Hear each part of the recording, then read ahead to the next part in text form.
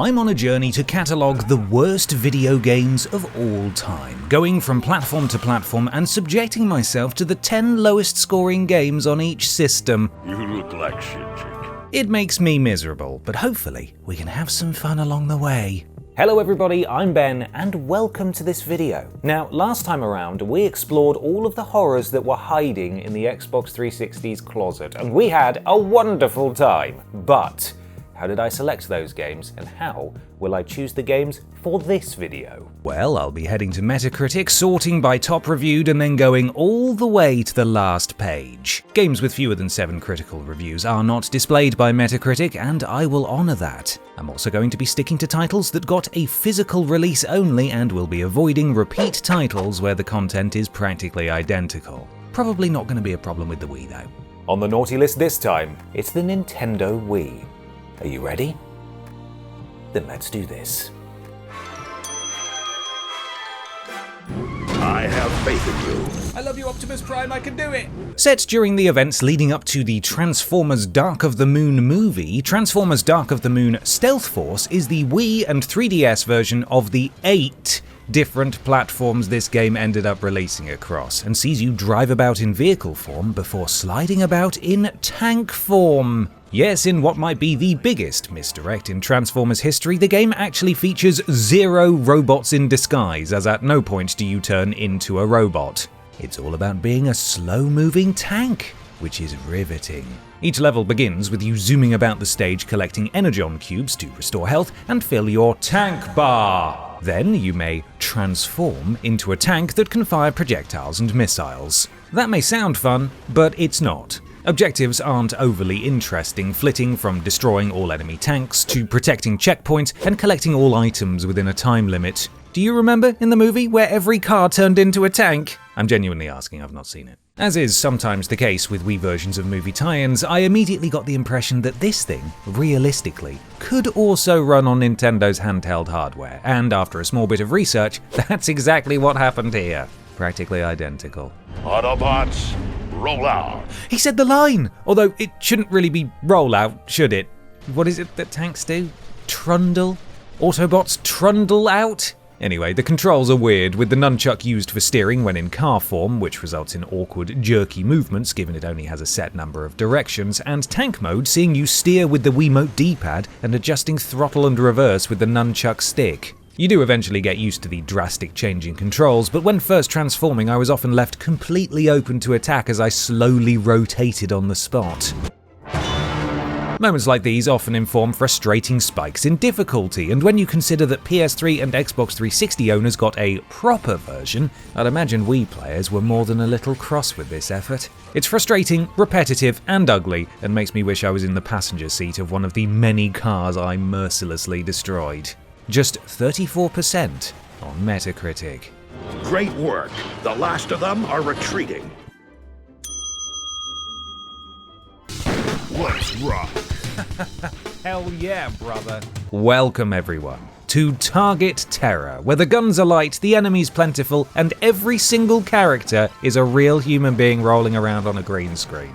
Now don't get me wrong, this game is not good at all, but you'll have to forgive me for heaping a great deal of ironic praise on this bad boy because I think it's unintentionally absolutely hilarious. The premise is simple. Baddies have taken over various US locations, the airport, Golden Gate Bridge, and a nuclear plant, and you're tasked with blasting the wrong uns out of the way and saving freedom, America, and by extension, the world. Yee-haw. Controls are predictably simple, requiring that you aim by pointing and pull the trigger to shoot. Reloading is achieved by shooting off screen, and additional health, weapons, and items can be found in the environment. Now, I say the following with all the love and respect in the world. Target Terror is Time Crisis if it was a student film. I simply cannot overstate just how much I love the variety of dodgily green-screened enemies. Some roll out from behind a car, a couple will jump up in front of you and try to hit you with a melee weapon. But the one that takes the cake, the cream of the crop, without a doubt, the villains who descend from the ceiling and hang from an invisible wire. It's brilliant, inspired, and quite honestly, I think most light gun shooters could learn a presentation tip or two from it. Your handgun is the basic starting weapon, but you can also find a shotgun, rifles, and even an RPG or a freeze ray. That's for America. done. I will say, however, that while blasting nasty foes away in bloody fashion is fun, the game is nothing short of an auditory assault. It's an all too often occurrence for there to be layers upon layers of Wilhelm screams, explosions, and gunfire all going off at the same time, which is quite a lot, really. But once again, I would assert that this is but part of the game's wonky charm. It even haphazardly yanked me out of the action to plonk me into a mini-game of Missile Command, which is lovely. Bizarre, hideous, deafening, and charming, Target Terror was mauled by critics who awarded it a score of 33%. Cowards. Terrorists have seized the baggage claim. Let's go to the action right now. Oh yeah, here we go, sports time! I've never played a swimming game before, but I'm going to give this everything I've got. Oh fuck. I am absolutely devastated to report that Pool Party has absolutely nothing to do with the man-made structure designed to hold water to enable swimming and associated activities. That being said, some do consider pool a sport, so tenuously, I believe the enthusiasm for sport I just expressed holds true. Anyway, that intro seemed to have a bit of budget behind it, even though human beings were curiously absent, just balls, living in the moment. But get to the main menu and it proudly boasts a 20-second looped music track and a robot voice demanding you select a game mode. Select your game mode. I mean, Christ, even best game of all time Target Terror had real people in it. This is it. This is the game. It's pool, but with the most minimal presentation you could possibly imagine, rock-hard AI opponents, and some of the least intuitive controls I've encountered in a game of this genre. You use the nunchuck stick to aim and then slide up and down to choose power before waggling the Wiimote to take the shot, I think? Sometimes it worked and sometimes it didn't. You can do some of this stuff on the Wiimote too, but it's all very cumbersome and hard to control, with it often feeling like you're fighting against an invisible wall while panning. It also doesn't show the trajectory of your shot, which feels like a fairly standard feature of any video game representation of pool, right?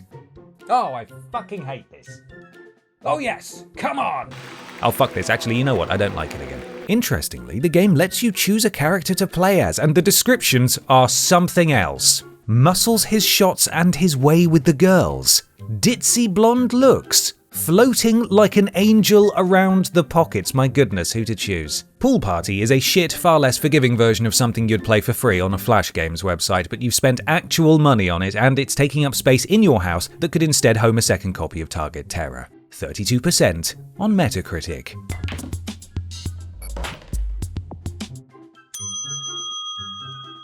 You are different, Sid. That's why I chose you. Choose me? What for? I often hear you talking to the other dummies. Sid the Dummy has some of the best, worst, weirdest voice acting I've ever heard. It's sensational, honestly. Your stealth mode is fully operational. This is a platformer where you play as a crash test dummy, who, after complaining about his life as a crash test dummy, is then thrust into some spandex and sent on a quest to retrieve the professor's daughter. Firstly, I don't think the life of a crash test dummy sounds all that bad, honestly. You get to drive all sorts of cars. And secondly, I think Sid might actually look more human-like than the humans. I mean, what is that? Haunting. After being literally dropped to his first location after arriving on whatever this is, Sid is charged with fulfilling a load of imaginative objectives such as pushing buttons, jumping, pushing more buttons, and jumping some more. What the fuck are you doing, man? In fact, all manner of mechanics, gadgets, and gizmos are available to the player, including punching, sneaking, and stealthily sticking to walls, an equipable bazooka, and a super run mode. Unfortunately for each and every one of these, however, the game is on the Wii, and they all require different button/Wiimote waggling combinations, many of which are used in sequence and are imprecise or simply do not work. It'd be more forgivable if there was only one or two, but the sheer quantity means you're just as likely to forget how to do them as for them not to function properly. Should we come back, Professor? The combat boiling down to waggling the Wiimote makes it annoyingly imprecise, and platforming often devolves to blind jumps or obstacles flying in from off-screen and dealing damage. Ah, you bastard. It's annoying to play and baffling in concept, basically, and no amount of absurdly delivered dialogue was going to change that. Ah, dumpers! Detroit should take you out of production. I'll see you in the hangar in 5 minutes. If that's not too difficult for you. Interestingly, 8 years after releasing on the Wii, a demake was developed for the Nintendo Switch, though ultimately this too was met with negative reviews. Speaking of which, what did the critics make of the original? Nintendo Life called it a prime example of the recent trend of shovelware. And let me tell you, we're not done with shovelware in this video. Oh, made myself sad. They scored Sid the Dummy 30%, with the Metacritic average settling on 31%. To open this gate, you need to use the wall button down there.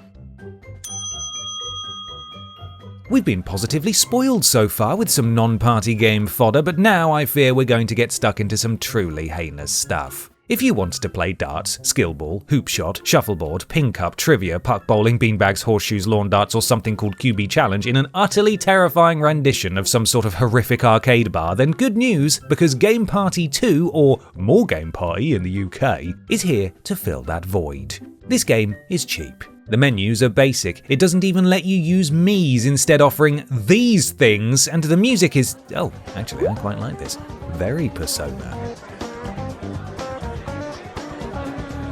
While Mii support is notably absent, the game does allow you to create a character. Can you stop spinning, please? Oh god, he's quite horrible actually. There are an admittedly large amount of distractions available, but they're all sort of weird inclusions, and with rare exception, each is as crap as the last, playing sloppily and usually lasting just 2 short minutes. Darts requested that I hold the Wiimote as if it were a dart, which was not only uncomfortable, but did not improve the accuracy of any throw I made, because it went wherever the fuck it wanted. I even deliberately aimed to the left, and it went in the opposite direction, so that was really good. Still won though. Wow, you guys suck. It was with basketball that I really came into my own, however. Now I'm choosing to believe it's because I'm an exceptional Game Party 2 basketball player and not because the game is terrible, but the superhuman speed on this boy simply needs to be studied. Bucket after bucket after bucket. The game also includes trivia, I assume, because using your brain is also a sport, but most of the questions are horribly outdated now or test your knowledge on US-centric sports trivia from the 90s, which naturally, I absolutely smashed. Each game does have a few variations, but I managed to play through most of them in one 30-minute sitting, which was more than enough, quite frankly. However, Game Party 2 could be fun in the right environment. Say you want to play Ping Cup, but don't have enough room or any friends. In that case, this would be perfect. 29% on Metacritic, and I'm still trying to work out what the hell I'm even looking at here. Oh god, please don't let this just be a game about shooting chickens. Surely there's more to it than that, right? Yep. Okay, great. Fucking hell. I mean, if any game evoked being found for £4 in Asda in 2009 more than Chicken Shoot for the Nintendo Wii, then I'd love to be proven wrong. Let's start with this intro cutscene, very liberal use of the word cutscene there, that doesn't even sync the man firing his gun with the gunfire sound effect.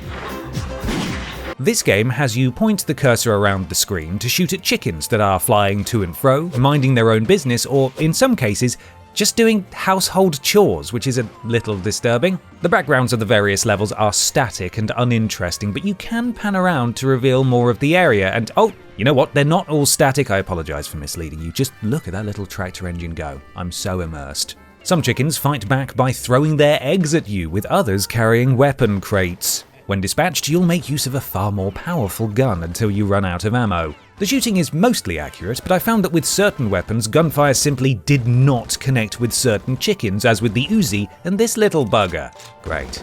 Once you've successfully taken out every chicken in a level, you move on to the next one, and oh god, okay, that feels a little problematic. Just gonna pan away from that one. If, somehow, it looks to you like a browser game from 2000, then wow, impressive eye, because yes, Chicken Shoot was originally just that before being ported to the Game Boy Advance, Wii, and DS. Now, I can only assume this fella at the front is meant to be us, and as his manic chuckle accompanies each successful kill, questions have to be asked of his emotional state. Are the chickens occasionally sticking their tongues out at you? Sure, but Poultricide isn't going to bring back Susan, is it? I don't think she'll be impressed to learn you've been travelling continent to continent on some weird quest to win her back just because she got salmonella that one time. Pull yourself together, Jeff. You're pushing your family away.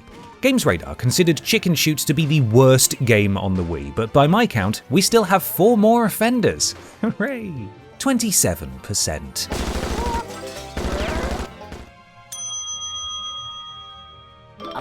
Well, that's all, folks. Is what I sincerely wish someone would have said after making the less awful PS2 and 360 versions of this game. Those were enough. Quite frankly, you could have stopped there. Released in 2007, Looney Tunes' Acme Arsenal is an action-adventure game that sees the fearsome Dr. Frankenbeans invent a time machine to kill the ancestors of various Looney Tunes characters, effectively writing our modern-day heroes out of existence. Jesus. Yes, my evil plan is unfolding perfectly. Unluckily for the Doctor, Bugs, Daffy Duck, Taz, Foghorn Leghorn, Marvin the Martian, and more have somehow also managed to go back in time and will awkwardly platform and haphazardly attack seemingly endless robots in order to set things right. Pippa has strong opinions. Of the 3 systems this game released on, the Wii version was by far the weakest, likely owing to the horrible camera and, of course, insistence on using motion controls. As with Sid earlier in the video, you attack by waggling the Wiimote, which will often trigger of its own free will, and press the C button on the nunchuck to launch a different attack. Rather predictably, when combined with the limited movement directions on the nunchuck's control stick that cause you to frequently slalom instead of running in a straight bloody line, Bugs will more often than not simply flail wildly in an arc, and enemies are only too happy to slip out of the way. Why are you running? Why are you running? Mid-level vending machines allow you to spend coins on health potions and items to increase the power of your attacks, plus you'll sometimes come across temporary ranged weapons like a gun or boxing glove. But everything this game does adequately is undercut by a horrible camera that constantly needs manually resetting with the Z button. From time to time, as with when I put down the controllers to make notes, your character will perform idle animations and even say a few words. I knew I should have taken that left turn at Albuquerque. However, as also noted in Eurogamer's 30% review, these trigger far too quickly and often, and are limited in number, so quickly grow old. If you can hear this, you're driving too close. I knew I should have taken that left turn at The music's decent at least, and if these aren't the usual voices of the various tunes, then they've done an admirable job, but everyone agreed that Target Terror was way better and that Looney Tunes' Acme Arsenal was precisely as dreadful as Chicken Shoot, awarding it the exact same score of just 27%. Don't take life too seriously. You'll never get out of it alive. Well, I wonder what this could be. Is it just Jenga but on the Wii? It's just Jenga but on the Wii.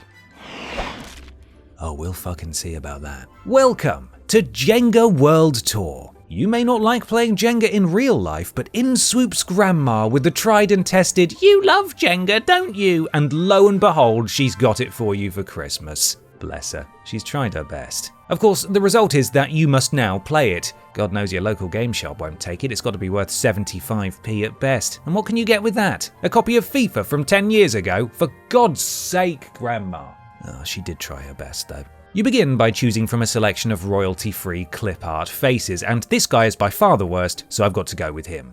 Oh my god, there's a dog here, how exciting is that? I know you know how Jenga works, so I'm not going to Jenga-splain to you, but what's interesting, read awful, is that the game implies resistance from the blocks surrounding the block you're trying to remove without there actually, being resistance. And so you're sort of tugging on this thing that doesn't really want to move, but then, because the Wiimote is rubbish and the game even worse, it'll often get stuck as you remove it and stop reading your inputs. When it detects the remote again, it interprets that movement as you basically headbutting the stack of blocks, and down comes the whole fucking thing. Uh-oh, the tower's collapsing.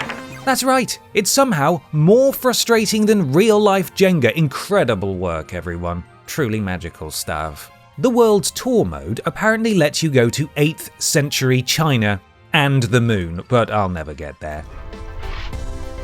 Oh, for fuck's sake. See, this is what I mean with these controls, and then it makes you watch the replay in slow motion as if it's remotely exciting. Oh, yikes yourself. If you do manage to successfully withdraw a block, then of course you have to place it on top, and oh, fuck off, Jenga, you're not even fun! God!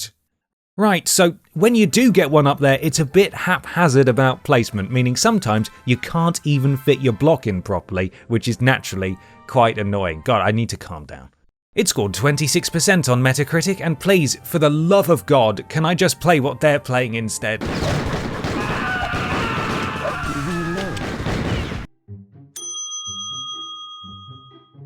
Wait, this looks very familiar, doesn't it? Haven't we already played this? No, this is the first one, and it's basically identical.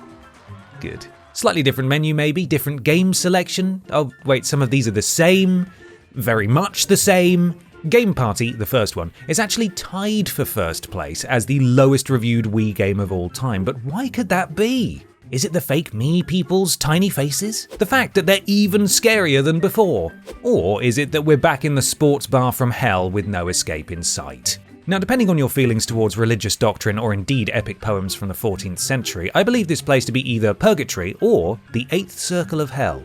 5th once you've been playing for 10 minutes, 7th after you've failed at Ping Cup 3 throws in a row. But what do you reckon? Let me know in the comments. Games this time around include table hockey, darts, trivia, hoop shot, skill ball, Ping Cup, and shuffleboard. As before, the controls are far from perfect, with table hockey in particular seemingly lining up your paddle with where you're pointing the Wiimote. That sounds logical, right? And I can't really explain why it doesn't feel good, but it doesn't. Oh, fuck. Once again, the darts game doesn't have the darts go anywhere near where you throw them. I suppose they considered this perfected, which is why the same control scheme carried over to the sequel. Also, we're absolutely going to need a piss test on this basketball athlete, because in the sequel, he's an unstoppable dunking machine, but just one game prior, in Game Party 1, he can't sink a single shot. Not even one. Something's amiss. Trivia, as before, is an odd inclusion and looked to challenge my impeccable US sports history knowledge, and it was great to see I still had that down. Now, getting a sequel is one thing, but it's honestly impressive that the developers took feedback on board, really improved the experience, you know? I mean, they improved the average score by just 4%, but still, oh my god, No, I take it back. They should have been shut down for making me see that. 25% according to Metacritic. And what's this I spy lurking in the extras menu? A preview for Cruis'n. I wonder how this turned out. Looks cool.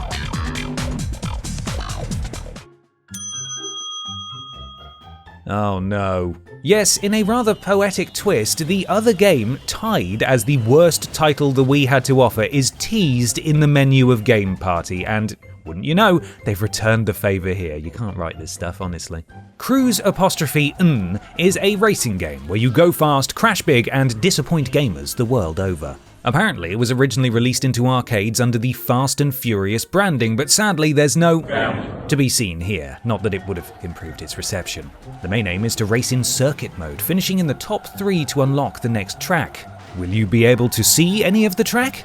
No, not really, as by design, it hurtles past you at 10 million miles per hour. That's accurate, by the way. I measured how many miles it was. Race Wars. Excuse me, what the fuck? You begin by selecting your car from an array of real brands, customizing the color to your liking, and with each race you compete in, you're able to add a stat to slowly improve your chariot's performance. You know what puts a stop to that, though? Having to use tilt controls on the fucking Wii. Turn too hard and you immediately enter a massive arcing power slide. Turn too gently and you barely move at all.